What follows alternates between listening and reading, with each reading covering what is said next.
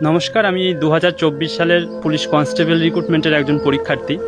এখন মাঠে কাজ করতে এসেছিলাম, তো কিছু লাইন বলতে চাই।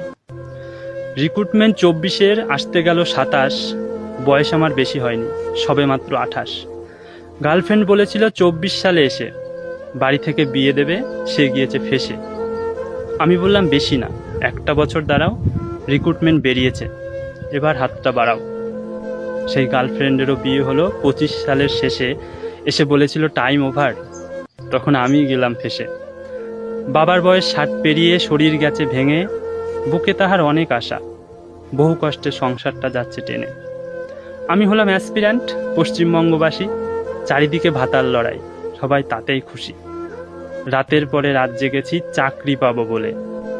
24 সালের রিক্রুটমেন্ট এখনো আছে ঝুলে। ইঞ্জিন যখন ডাবল, তখন ডাবল বেগে চলো।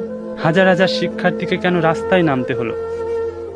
কাঁধে আমাদের দায়িত্ব বহু, চোকাতে হবে ঋণ। অনেক হলো তালবাহানা, এবার রেজাল্ট দিন।